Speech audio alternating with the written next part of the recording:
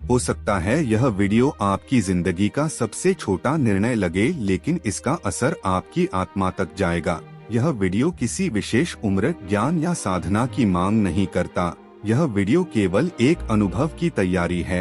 अगर आप शिव को केवल मूर्ति, तस्वीर या नाम समझते हैं, तो शायद यह वीडियो आपके लिए नहीं है। लेकिन अगर आपके भीतर कभी भी यह सवाल उठा है कि शिव वास्तव में क्या है, शिव को कैसे अनुभव किया जाता है, शिव की शांति कैसी होती है, शिव की उपस्थिति कैसी लगती है, तो यह वीडियो वहीं से शुरू होगा जहां अधिकतर लोग रुक जाते हैं। और हाँ, इसे समझने के लिए न तो सन्यासी होना जरूरी है और न ही वर्षों की साधना। यहाँ तक कि 5 साल का बच्चा भी इसे अनुभव कर सकता है अगर उसकी चेतना खुली हो। इसलिए वीडियो को केवल वहीं देखें जहां आपका मन कहे कि अब कुछ बदलने वाला है।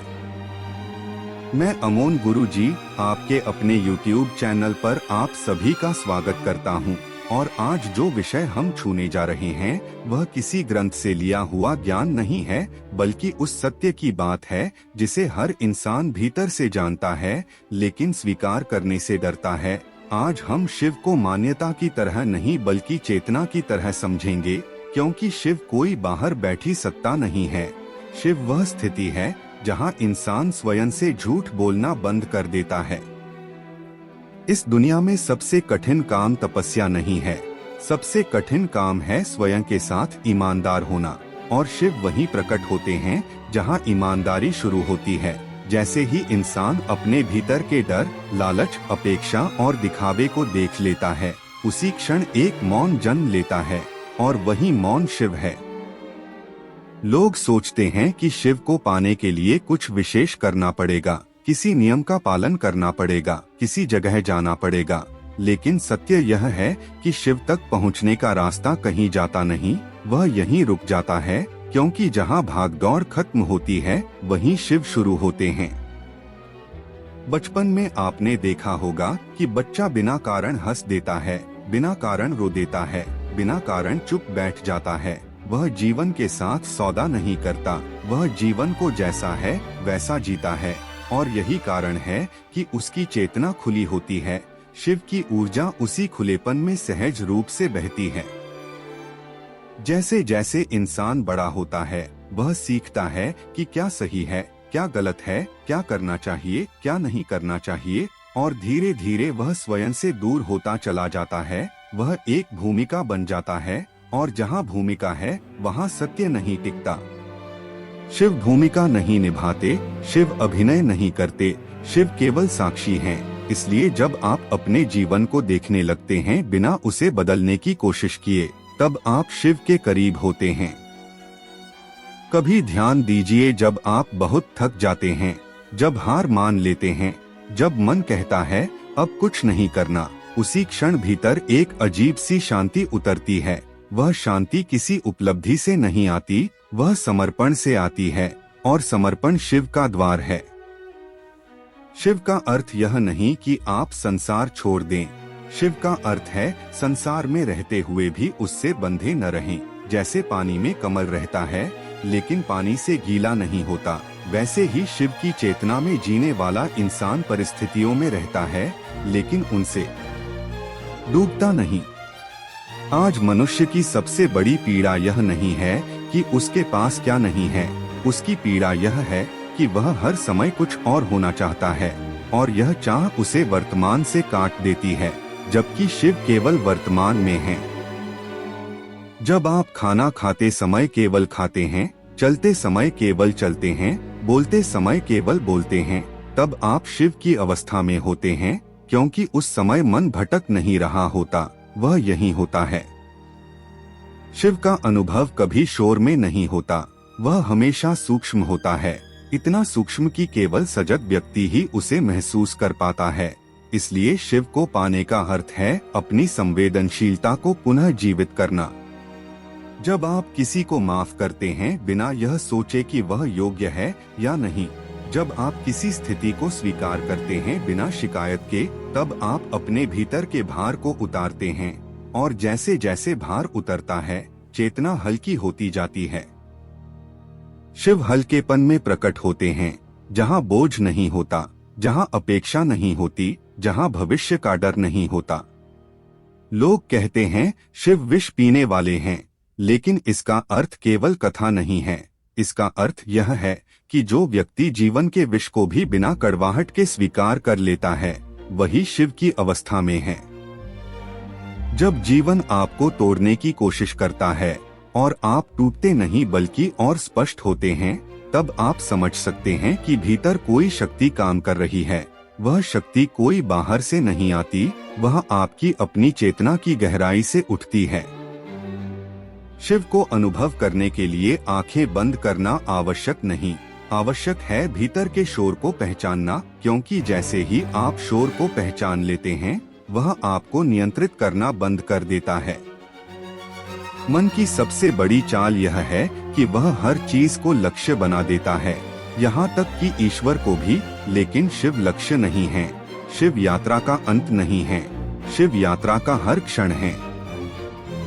जब आप दुख में भी सजग रहते हैं, जब आप सुख में भी संतुलित रहते हैं, जब आप स्वयं को परिस्थितियों के अनुसार बदलते नहीं बल्कि उन्हें समझते हैं, तब आप धीरे धीरे शिव के स्वभाव को जीने लगते हैं।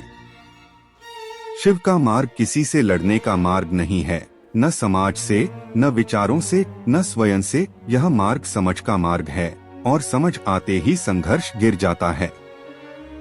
जब संघर्ष गिरता है तो ऊर्जा बचती है, और वही ऊर्जा ध्यान बन जाती है, वही ऊर्जा प्रेम बन जाती, वही ऊर्जा करुणा बन जाती है।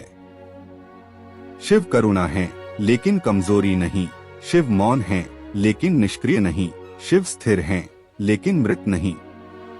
जो व्यक्ति हर क्षण जागरूक है वही सच्चा साधक है, चाहे वह किसी भी काम में क्यों न हो, क्योंकि शिव को साधना नहीं, जीवन को साधना बनाना है।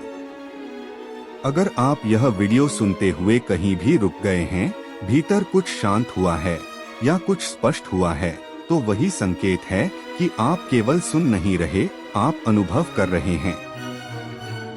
शिव की अवस्था को समझने के लिए सबसे पहले यह देखना आवश्यक है कि हम किस चीज से बंधे हुए हैं। अधिकतर लोग परिस्थितियों से नहीं बंधे होते, वे अपनी ही अपेक्षाओं से बंधे होते हैं।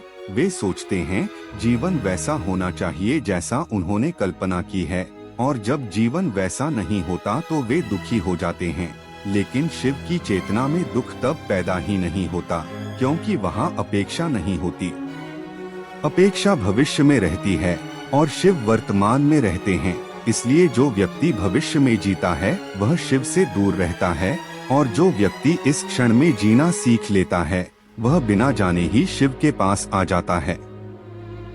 आपने देखा होगा जब आप किसी काम में पूरी तरह डूब जाते हैं, समय का ध्यान नहीं रहता, भूख प्यास का ध्यान नहीं रहता, मन पूरी तरह एकाग्र हो जाता है। उस क्षण कोई चिंता नहीं होती, कोई डर नहीं होता, वही क्षण ध्यान का होता है, वही क्षण शिव की झलक होता है। लेकिन समस्या यह है कि हम उस अवस्था को बनाए रखने की कोशिश करने लगते हैं, और जैसे ही कोशिश शुरू होती है वह अवस्था टूट जाती है, क्योंकि शिव प्रयास से नहीं आते, शिव सहजता से आते हैं। सहजता का अर्थ है जो है उसे स्वीकार करना, बिना प्रतिरोध के, बिना तुलना के, बिना शिकायत के। जब आप यह कहना बंद कर देते हैं कि यह ऐसा क्यों है, तब जीवन अपने आप खुलने लगता है। शिव का प्रतीक त्रिशूल केवल हथियार नहीं है, वह संकेत है कि जीवन 3 स्तरों पर चलता है, शरीर, मन और चेतना, और जो व्यक्ति इन तीनों को संतुलित कर लेता है वही स्थिर हो जाता है। अधिकतर लोग शरीर की सुनते हैं, कुछ लोग मन की सुनते हैं, लेकिन बहुत कम लोग चेतना की सुनते हैं, और चेतना हमेशा शांत आवाज में बोलती है, इसलिए उसे सुनने के लिए भीतर का शोर शांत करना पड़ता है।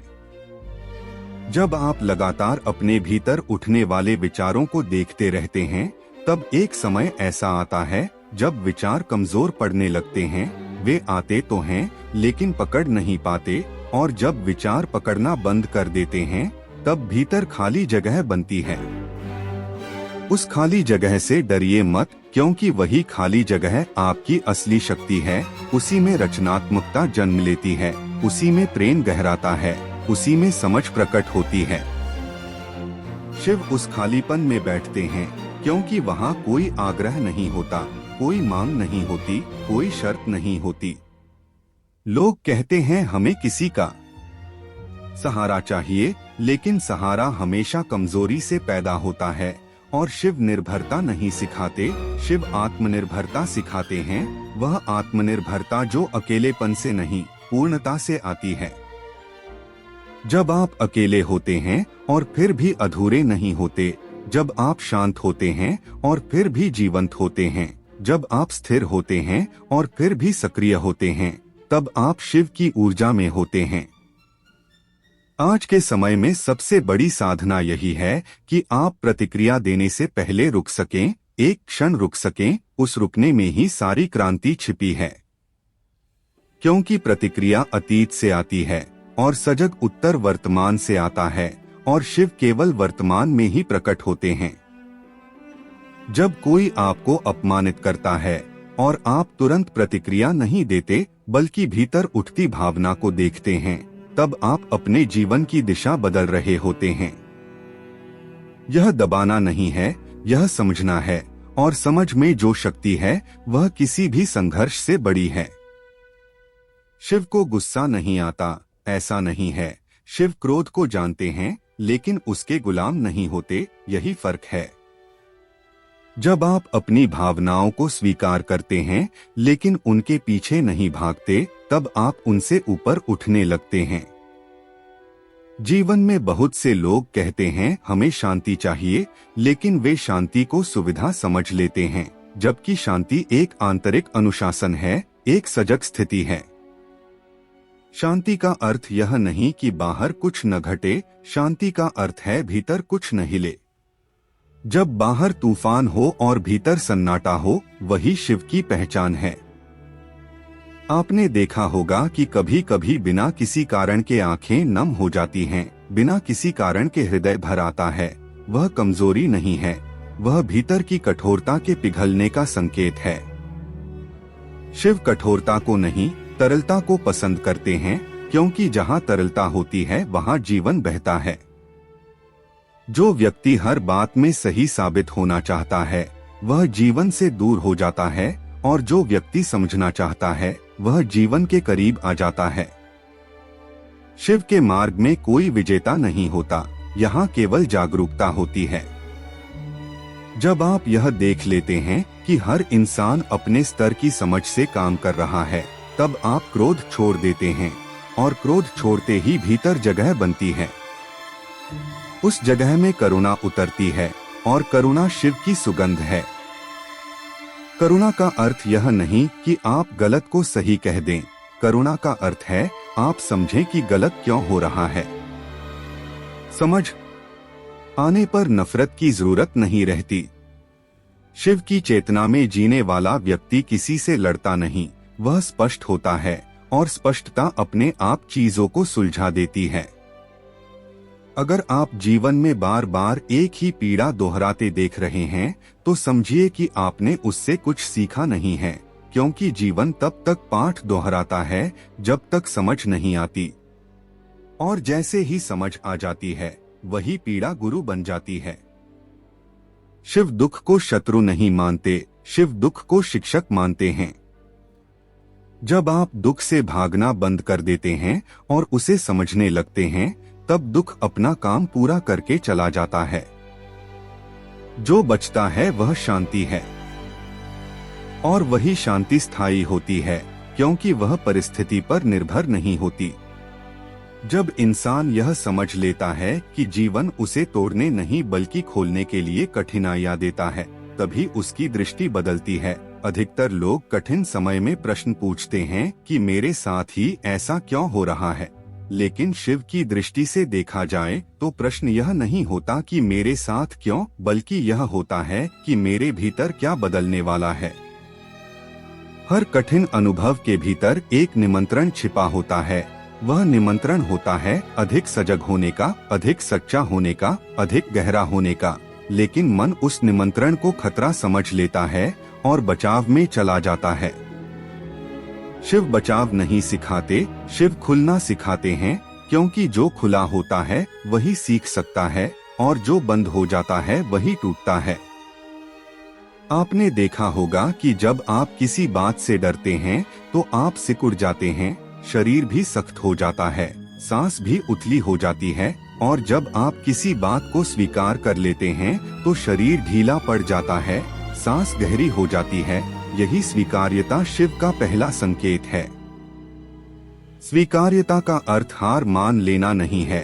स्वीकार्यता का अर्थ है सच्चाई को देख लेना, और सच्चाई को देखने के बाद जो कर्म होता है वह संघर्ष से नहीं, स्पष्टता से आता है। शिव स्पष्टता है, इसलिए उनके निर्णय कठोर नहीं होते लेकिन अडिग होते हैं। जब आप भीतर से स्पष्ट होते हैं तो बाहर का शोर आपको हिला नहीं पाता। लोग क्या कह रहे हैं, लोग क्या सोच रहे हैं, यह सब गौण हो जाता है, क्योंकि आपने अपने भीतर का केंद्र पा लिया होता है। और जिसने अपना केंद्र पा लिया, उसे संसार खो भी दे तो वह टूटता नहीं। आज मनुष्य की सबसे बड़ी बीमारी यही है कि उसका केंद्र बाहर चला गया है। वह दूसरों की राय में जीता है, तुलना में जीता है, स्वीकृति की भूख में जीता है, और यह भूख कभी शांत नहीं होती। शिव की चेतना इस भूख को पहचानने से शुरू होती है। जैसे ही आप देखते हैं कि आप स्वीकृति चाहते हैं, उसी क्षण उसका प्रभाव कम हो जाता है। जागरूकता दवा नहीं है, जागरूकता प्रकाश है, और प्रकाश आते ही अंधकार अपने आप मिट जाता है। आप अपने अंधकार से लड़ नहीं सकते, लेकिन आप उसे देख सकते हैं, और देखना ही पर्याप्त है। जब आप अपने डर को देखते हैं, वह सिकुड़ने लगता है। जब आप अपने लालच को देखते हैं, वह कमजोर पड़ने लगता है। जब आप अपने अहंकार को देखते हैं, वह हास्यास्पद लगने लगता है। और जब अहंकार हास्यास्पद लगने लगे तो समझिए आप शिव के बहुत करीब हैं। शिव हंसी भी हैं, लेकिन व्यंग्य नहीं। शिव मुस्कान है, लेकिन अहंकार की नहीं। वह मुस्कान जो यह जानती है कि जीवन बहुत बड़ा है और हम बहुत छोटे हैं। जो व्यक्ति स्वयं को बहुत महत्वपूर्ण मानता है, वह जीवन से टकराता रहता है, और जो स्वयं को जीवन का एक अंश मान लेता है, वह जीवन के साथ बहने लगता है। बहाव का अर्थ यह नहीं कि आप दिशा खो दें। बहाव का अर्थ है कि आप कठोर न हो, आप लचीले हों। शिव का शरीर भस्म से ढका है, इसका अर्थ यह नहीं कि वे मृत्यु के प्रतीक हैं। इसका अर्थ यह है कि जो कुछ भी आप मानते हैं वह एक दिन भस्म हो जाएगा, इसलिए उससे चिपकिए मत। नाम, पद, धन, संबंध, शरीर सब अस्थायी हैं, और जो अस्थायी है उससे स्थायी सुख की अपेक्षा करना ही दुख की जड़ है। जब यह समझ भीतर उतर जाती है, तब जीवन हल्का हो जाता है।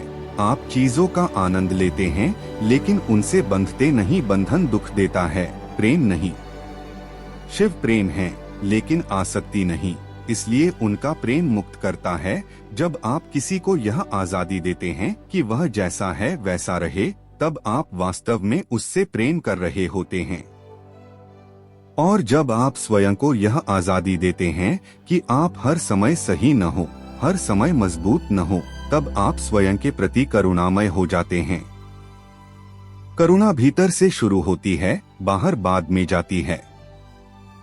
जो व्यक्ति स्वयं से कठोर है, वह दुनिया से भी कठोर होगा। शिव की साधना का एक गहरा अर्थ यह भी है कि आप स्वयं को दंडित करना बंद कर दें। अपने अतीत की गलतियों के लिए, अपने डर के लिए, अपनी कमजोरियों के लिए। गलतियां सीखने के लिए होती हैं, और जो सीख लेता है वही आगे बढ़ता है। शिव पश्चाताप नहीं सिखाते, शिव समझ सिखाते हैं। जब आप अतीत को समझ लेते हैं, वह बोझ नहीं रहता, वह अनुभव बन जाता है। और अनुभव बोझ नहीं होते, वे मार्गदर्शक होते हैं।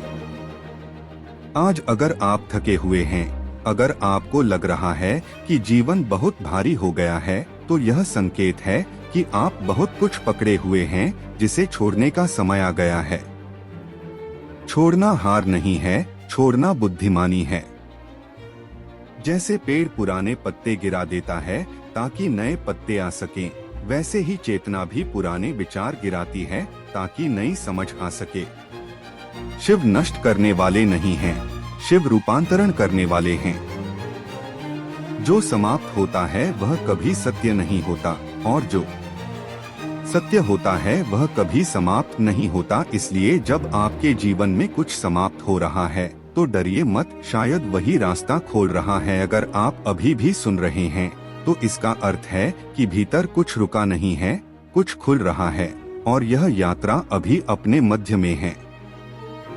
जब इंसान धीरे धीरे यह समझने लगता है कि जीवन उससे कुछ छीन नहीं रहा बल्कि उसे अनावश्यक बोझ से मुक्त कर रहा है, तब भीतर प्रतिरोध कम होने लगता है। प्रतिरोध ही पीड़ा को जन्म देता है, और जहाँ प्रतिरोध समाप्त होता है वहाँ स्वीकार्यता जन्म लेती है। स्वीकार्यता कोई मानसिक समझ नहीं है, यह शरीर तक उतरने वाली अनुभूति है। जब आप किसी स्थिति को स्वीकार करते हैं तो आपकी सांस स्वतः गहरी हो जाती है, कंधे ढीले पड़ जाते हैं, चेहरे की कठोरता नरम पड़ जाती है। यही संकेत है कि आप प्रवाह में आ गए हैं। शिव का प्रवाह कभी जल्दी नहीं करता, वह समय के साथ नहीं, समय के पार चलता है। इसलिए जो व्यक्ति जल्दी परिणाम चाहता है वह अक्सर निराश होता है, लेकिन जो व्यक्ति प्रक्रिया में उपस्थित रहता है उसे निराशा छू भी नहीं पाती। आज का मनुष्य परिणामों का भूखा है, वह हर चीज का फल तुरंत चाहता है, लेकिन चेतना की कोई एक्सप्रेस ट्रेन नहीं होती, वह पैदल चलने जैसी यात्रा है, हर कदम सजगता से रखना पड़ता है। शिव की चेतना में चलना सीखने का अर्थ है धीरे चलना लेकिन गहराई से चलना। आप कम काम करते हैं लेकिन पूरे मन से करते हैं, आप कम बोलते हैं लेकिन सच्चे शब्द बोलते हैं। जब शब्द सच्चे होते हैं तो वे भारी नहीं होते, वे भीतर से आते हैं, और भीतर से आए शब्द कभी किसी को चोट नहीं पहुंचाते, भले ही वे कठोर क्यों न हो। शिव का मौन भी संवाद है, लेकिन वह संवाद समझने वालों के लिए है। शोर के बीच मौन की भाषा बहुत सूक्ष्म होती है। जब आप स्वयं के साथ मौन में बैठ पाते हैं, बिना मोबाइल, बिना संगीत, बिना किसी कल्पना के, तब पहली बार आप अपनी वास्तविक गति को महसूस करते हैं। और वही गति जीवन की वास्तविक गति है, बाकी सब समाज द्वारा थोपी गई दौड़ है। दौड़ में इंसान गिर जाता है, लेकिन गति में इंसान स्थिर रहता है। शिव स्थिरता है लेकिन जड़ता नहीं। वे नृत्य भी करते हैं लेकिन उनका नृत्य भी संतुलन से बाहर नहीं जाता। नटराज का नृत्य यह संकेत देता है कि जीवन निरंतर बदल रहा है, लेकिन उसके केंद्र में एक स्थिरता है, और जो उस केंद्र को पा लेता है वह परिवर्तन से नहीं डरता। परिवर्तन से डर वही व्यक्ति लगता है जिसने अपनी पहचान किसी रूप से जोड़ ली हो, लेकिन जिसने स्वयं को चेतना के रूप में जाना है वह जानता है कि रूप बदलते हैं, सत्य नहीं। आप अपने शरीर को बदलते हुए देख सकते हैं, अपने विचारों को बदलते हुए देख सकते हैं, अपने संबंधों को बदलते हुए देख सकते हैं, लेकिन जो देख रहा है वह नहीं बदलता। वही देखने वाला शिव है। जब आप यह पहचान लेते हैं कि आप विचार नहीं हैं, आप भावना नहीं हैं, आप भूमिका नहीं हैं, तब एक दूरी बनती है, और उसी दूरी में स्वतंत्रता जन्म लेती है। स्वतंत्रता का अर्थ यह नहीं कि आप किसी से बंधे नहीं, स्वतंत्रता का अर्थ है आप बंधन में भी खोए नहीं। आप प्रेम कर सकते हैं, परिवार में रह सकते हैं, जिम्मेदारियां निभा सकते हैं, और फिर भी भीतर से हल्के रह सकते हैं। यही शिव की अवस्था है। शिव संसार छोड़ने की बात नहीं करते, शिव संसार को देखने का दृष्टिकोण बदल देते हैं। जब दृष्टिकोण बदलता है तो वही परिस्थितियां नई लगने लगती हैं, वही लोग नए दिखने लगते हैं, वही जीवन अर्थपूर्ण लगने लगता है। आपने देखा होगा कभी कभी बिना किसी कारण के मन शांत हो जाता है। वही घर, वही सड़क, वही लोग, लेकिन भीतर कुछ बदल गया होता है। वही बदलाव शिव का स्पर्श है। वह स्पर्श कभी स्थायी नहीं रहता। शुरुआत में वह आता है और चला जाता है, और मन उसे पकड़ना चाहता है, लेकिन पकड़ने की कोशिश ही उसे दूर कर देती है। इसलिए शिव को अनुभव करने का पहला नियम है, अनुभव को पकड़ने की कोशिश मत करो। जो आता है उसे आने दो, जो जाता है उसे जाने दो। यह उदासीनता नहीं है, यह गहरी समझ है। जब आप जीवन के साथ इस तरह रहते हैं, तब आप भीतर से मजबूत होते हैं, क्योंकि अब आप किसी स्थिति पर निर्भर नहीं रहते। शिव की चेतना निर्भरता को तोड़ती है, इसलिए वह शुरुआत में डरावनी लग सकती है, लेकिन वही डर अंततः सबसे बड़ी मुक्ति बनता है। डर हमेशा अज्ञात से होता है, और शिव अज्ञात हैं, लेकिन अज्ञात शत्रु नहीं होता, अज्ञात संभावनाओं का द्वार होता है। जो व्यक्ति अज्ञात में उतरने का साहस करता है, वही जीवन की गहराई को छूता है। शिव साहस हैं, लेकिन आक्रामकता नहीं, वे निर्भयता हैं, लेकिन लापरवाही नहीं। जब आप भीतर से निर्भय होते हैं, तब आप दूसरों को नियंत्रित करने की कोशिश छोड़ देते हैं, और जैसे ही नियंत्रण छूटता है, संबंध सहज हो जाते हैं। अधिकतर संबंध इसलिए टूटते हैं क्योंकि लोग एक दूसरे को बदलना चाहते हैं, और शिव की चेतना में जीने वाला व्यक्ति बदलने नहीं, समझने का प्रयास करता है। समझ अपने आप बहुत कुछ बदल देती है। अगर आप इस यात्रा में यहाँ तक आए हैं, तो यह है कि आपके भीतर की गति बदल रही है, और यह परिवर्तन अभी जारी रहेगा। जब भीतर की गति बदलती है, तो बाहर की दुनिया वही रहते हुए भी अलग दिखाई देने लगती है। पहले जो बातें परेशान करती थीं, वे अब केवल सूचना बन जाती हैं।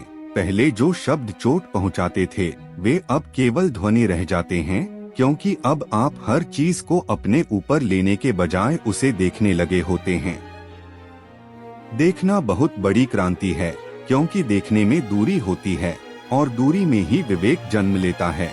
जब विवेक जन्म लेता है, तो भावनाएं आपको बहा नहीं ले जाती, वे आती हैं, अपना संदेश देती हैं और चली जाती हैं।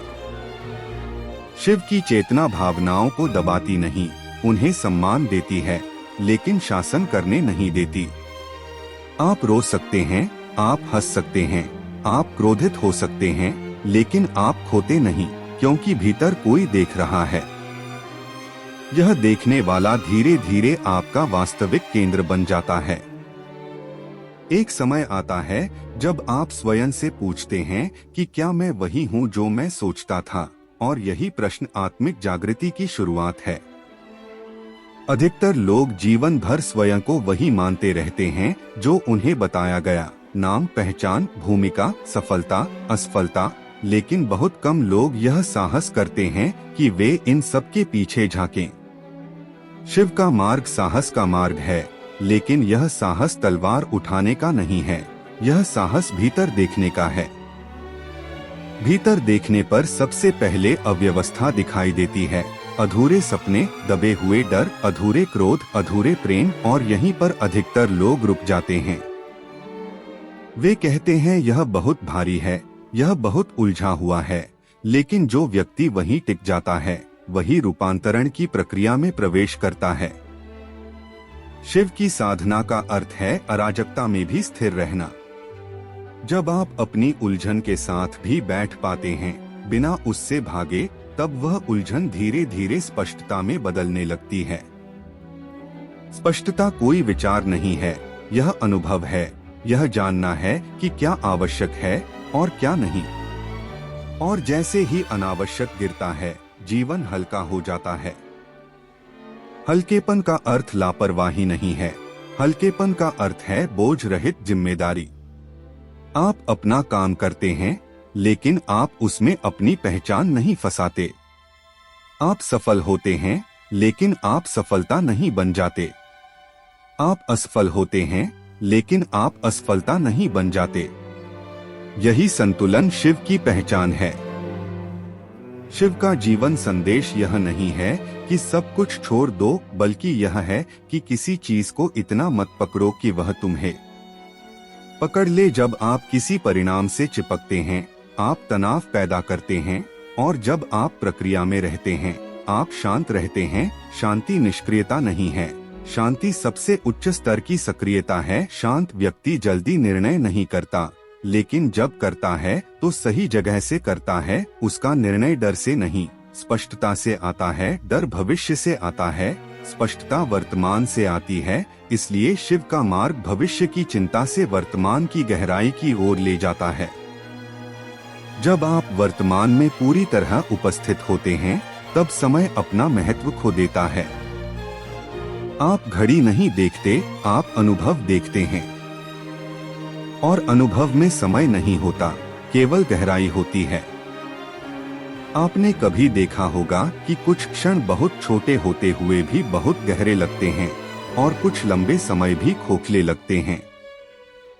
गहराई का संबंध समय से नहीं, चेतना से है। शिव चेतना की गहराई है। जब आप भोजन करते समय स्वाद को पूरी तरह महसूस करते हैं, जब आप किसी को सुनते समय बीच में अपनी कहानी नहीं जोड़ते, जब आप चलते समय धरती के स्पर्श को महसूस करते हैं, तब आप धीरे धीरे उसी गहराई में उतर रहे होते हैं। यह साधारण लगता है, लेकिन यही सबसे असाधारण साधना है।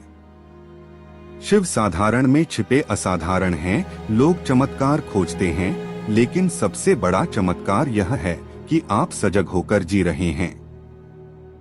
सजग व्यक्ति हिंसक नहीं हो सकता, क्योंकि वह जानता है कि हर क्रिया की तरंग लौटकर आती है। शिव कर्म के नियम को सजा की तरह नहीं, संतुलन की तरह देखते हैं। जो आप भीतर बोते हैं, वही बाहर उगता है। अगर भीतर अशांति है, तो बाहर शांति ढूंढना व्यर्थ है। अगर भीतर करुणा है, तो बाहर कठोरता भी आपको तोड़ नहीं पाएगी। इसलिए शिव की साधना बाहर बदलने की नहीं, भीतर स्पष्ट होने की साधना है। जब भीतर स्पष्टता आती है, तब जीवन अपने आप व्यवस्थित होने लगता है। आप सही लोगों से मिलते हैं, सही परिस्थितियां बनती हैं, लेकिन यह कोई जादू नहीं है। यह आपके बदले हुए दृष्टिकोण का परिणाम है। दृष्टिकोण बदलते ही दुनिया बदलती है, और यही शिव का सबसे शांत लेकिन सबसे गहरा प्रभाव है। अगर आप अभी भी इस प्रवाह में हैं, तो समझिए आपकी सुनने की गति बदल चुकी है। आप केवल शब्द नहीं पकड़ रहे, आप भाव को महसूस कर रहे हैं, और यह यात्रा अभी भी पूरी नहीं हुई है। यह धीरे धीरे अपने सबसे गहरे हिस्से की ओर बढ़ रही है। जब इंसान भीतर की शांति को बाहर की परिस्थितियों से जोड़ना बंद कर देता है, तभी वास्तविक स्थिरता जन्म लेती है। क्योंकि बाहर की दुनिया कभी स्थिर नहीं होती। अगर आपकी शांति बाहर पर निर्भर है, तो वह हर दिन हिलती रहेगी। लेकिन शिव की चेतना भीतर जड़ पकड़ ले, तो बाहर चाहे कुछ भी घटे, भीतर कुछ नहीं डगमगाता। यही कारण है कि शिव को अचल कहा गया है। इसका अर्थ यह नहीं कि वे बदलते नहीं, इसका अर्थ यह है कि परिवर्तन उन्हें हिला नहीं पाता। आज मनुष्य की सबसे बड़ी समस्या यह नहीं है कि उसके पास समय नहीं है। समस्या यह है कि वह हर क्षण कहीं और है। जब शरीर यहाँ है, मन भविष्य में है। जब मन यहाँ है, स्मृति अतीत में है। और इस खंडित अवस्था में जीना ही थकान पैदा करता है। शिव की अवस्था एकीकृत अवस्था है, जहाँ शरीर, मन और चेतना एक ही दिशा में होते हैं। जब आप एकीकृत होते हैं, तो ऊर्जा व्यर्थ नहीं जाती, और जहाँ ऊर्जा बचती है, वहाँ सहज आनंद प्रकट होता है। यह आनंद किसी कारण से नहीं आता, यह अस्तित्व की स्वाभाविक अवस्था है। आपने देखा होगा कि जब आप किसी काम को पूरे मन से करते हैं, तो थकान कम लगती है। लेकिन जब वही काम अनमने ढंग से करते हैं, तो वह बोझ बन जाता है। क्योंकि बोझ काम का नहीं, बिखरी चेतना का होता है। शिव की साधना चेतना को इकट्ठा करने की कला है, उसे बांधने की नहीं, उसे केंद्र में लाने की। केंद्र में आने का अर्थ है आप स्वयं के साथ उपस्थित हैं, आप अपने शब्दों के साथ हैं, आप अपने कर्म के साथ हैं। और जब यह उपस्थिति बन जाती है, तब जीवन अपने आप सरल हो जाता है। सरलता कमजोरी नहीं है, सरलता गहरी समझ का परिणाम है। जो व्यक्ति जीवन को जटिल बनाता है, वह भीतर उलझा हुआ होता है, और जो भीतर स्पष्ट होता है, उसका जीवन स्वतः सरल हो जाता है। शिव सरल हैं, इसलिए उन्हें समझना कठिन लगता है। मन जटिलता में ही खुद को महत्वपूर्ण महसूस करता है, लेकिन शिव के सामने मन का कोई महत्व नहीं रहता। जब आप पहली बार यह स्वीकार कर लेते हैं कि आपको सब कुछ जानने की जरूरत नहीं है, उसी क्षण भीतर से बहुत बड़ा तनाव गिर जाता है, क्योंकि ज्ञान की लालसा अक्सर अहंकार से जुड़ी होती है और शिव अहंकार को नहीं पोषित करते। शिव की चेतना में प्रश्न भी बदल जाते हैं। पहले आप पूछते हैं मुझे क्या मिलेगा, फिर आप पूछते हैं मुझे क्या बनना चाहिए, और अंत में आप पूछते हैं मैं वास्तव में कौन हूँ। और यही अंतिम प्रश्न मौन की ओर ले जाता है। मौन खाली नहीं होता, मौन अत्यंत जीवंत होता है, लेकिन वह शब्दों में नहीं बोलता, वह अनुभूति में बोलता है। जब आप किसी सुंदर दृश्य को देखते हैं और शब्द नहीं मिलते, वही मौन है। जब आप किसी पीड़ा को महसूस करते हैं और कोई शिकायत नहीं उठती, वही मौन है और वही शिव है। शिव को महसूस करने के लिए किसी विशेष मुद्रा में बैठना आवश्यक नहीं, आवश्यक है भीतर की ईमानदारी। जब आप अपने डर को छिपाते नहीं, जब आप अपनी कमजोरी को स्वीकार कर लेते हैं, तब भीतर कुछ नरम पड़ता है। यह नरमी कमजोरी नहीं है, यह लचीलापन है, और लचीला ही टूटने से बचता है। जीवन में जो टूट जाते हैं वे कठोर होते हैं, और जो बह जाते हैं वे बच जाते हैं। शिव का मार्ग बहने का मार्ग है, लेकिन सजग बहाव का। जब नदी बहती है वह जानती नहीं कि उसे कहाँ जाना है, लेकिन वह रुकती भी नहीं। यह भरोसा ही शिव है। भरोसा किसी व्यक्ति पर नहीं, भरोसा अस्तित्व पर, और अस्तित्व तभी भरोसेमंद लगता है जब आप उससे लड़ना छोड़ देते हैं। जब आप हर चीज को नियंत्रित करने की कोशिश करते हैं, आप थक जाते हैं, क्योंकि जीवन नियंत्रण के लिए नहीं, सहयोग के लिए है। शिव का नृत्य इसी सहयोग का प्रतीक है,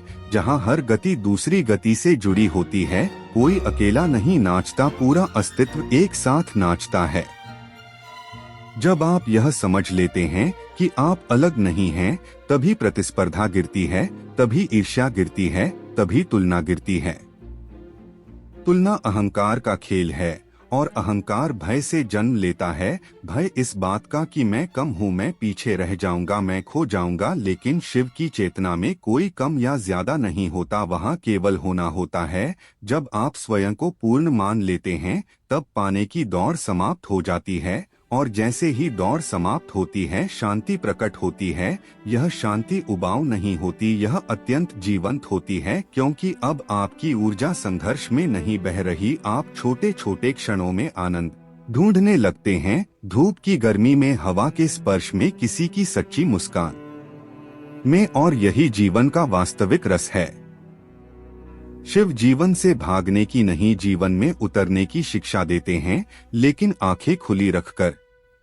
जब आंखें खुली होती हैं, तब भ्रम टिक नहीं पाता, और जब भ्रम गिरता है, तब सत्य अपने आप सामने आ जाता है। सत्य को खोजा नहीं जाता, सत्य तब प्रकट होता है जब खोज समाप्त हो जाती है। अगर आप यहाँ तक सुनते हुए शांत हैं, तो यह संयोग नहीं है, यह संकेत है कि भीतर कहीं संघर्ष ढीला पड़ा है, और यह यात्रा अभी आगे और गहरी होने वाली है।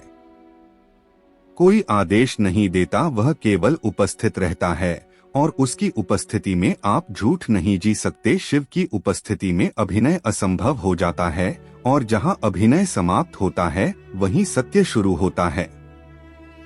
सत्य कभी कठोर नहीं होता, कठोरता हमारी असहजता से आती है। सत्य सरल होता है, लेकिन सीधा होता है, और सीधी बात अहंकार को चुभती है।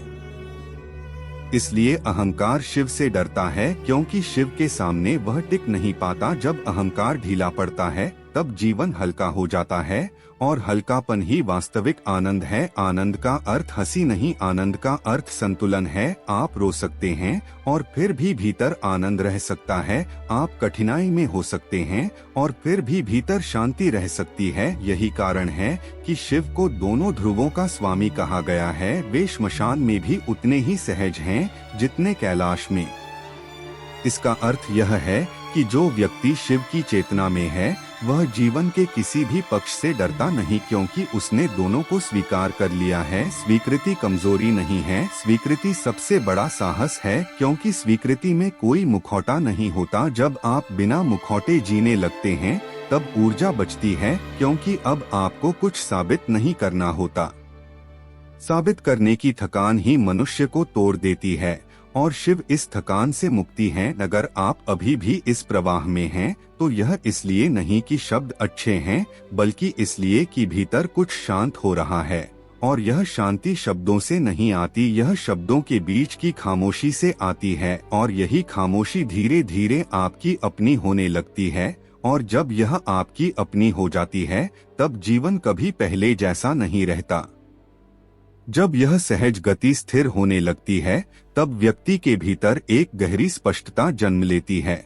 और यह स्पष्टता किसी विचार से नहीं आती, यह अनुभव से आती है। अनुभव का अर्थ है आप जीवन को सिर से नहीं, पेट से नहीं, दिल से नहीं, बल्कि संपूर्ण अस्तित्व से जी रहे हैं। और जब संपूर्णता आती है, तब खंडित इच्छाएं गिरने लगती हैं। अब आप एक साथ सब कुछ नहीं चाहते, अब आपकी चाह भी शांत हो जाती है। और शांत चाह ही प्रार्थना बन जाती है। शिव की प्रार्थना शब्दों से नहीं होती, शिव की प्रार्थना मौन से होती है। और मौन में कोई मांग नहीं होती, मौन में केवल समर्पण होता है। समर्पण का अर्थ हार नहीं है, समर्पण का अर्थ है अब मैं जीवन के विरुद्ध नहीं हूँ, अब मैं उसके साथ हूँ। और जब आप उसके साथ होते हैं, तब जीवन आपको अपने रहस्य दिखाने लगता है। वह आपको सिखाने नहीं आता, वह आपको याद दिलाता है कि आप पहले से ही जानते हैं।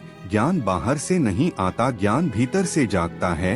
इसलिए शिव को गुरु नहीं कहा गया, शिव को आदियोगी कहा गया, क्योंकि वे ज्ञान नहीं देते, वे चेतना को जगाते हैं। और जागी हुई चेतना स्वयं रास्ता खोज लेती है। अब आपको किसी से पूछने की जरूरत नहीं पड़ती कि क्या सही है क्या गलत है, क्योंकि भीतर एक सूक्ष्म संवेदना विकसित हो जाती है जो तुरंत बता देती है यह तुम्हें भारी कर रहा है या हल्का कर रहा है। जो भारी करे वह तुम्हारा नहीं, जो हल्का करे वही तुम्हारा है। यही शिव का सरल मापदंड है जीवन को तौलने का। जब आप इस मापदंड से जीने लगते हैं, तब निर्णय सरल हो जाते हैं, उलझने कम हो जाती हैं, क्योंकि अब निर्णय डर से नहीं स्पष्टता से आते हैं। डर हमेशा भविष्य में रहता है, स्पष्टता हमेशा वर्तमान में रहती है।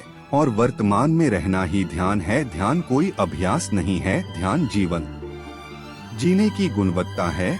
जब आप चाय पीते हुए चाय ही पीते हैं, तब आप ध्यान में हैं। जब आप चलते हुए चलते हैं, तब आप ध्यान में हैं। लेकिन जब आप खाते हुए सोचते हैं और चलते हुए कल्पना करते हैं, तब आप ध्यान से बाहर हैं। शिव का मार्ग आपको बार बार अभी में वापस लाता है, क्योंकि अभी ही एकमात्र द्वार है। अभी के अलावा कोई द्वार नहीं है। मोक्ष कोई दूर का लक्ष्य नहीं है, मोक्ष अभी की गहराई है। और जैसे जैसे आप अभी में गहरे उतरते जाते हैं, वैसे वैसे जीवन की सतह पर चल रही उथल पुथल आपको छूना बंद कर देती है। आप देखते हैं लेकिन बहते नहीं, आप सुनते हैं लेकिन डूबते नहीं। यही साक्षी भाव है। और साक्षी भाव ही शिव का तीसरा नेत्र है। यह नेत्र बाहर नहीं खुलता, यह भीतर खुलता है।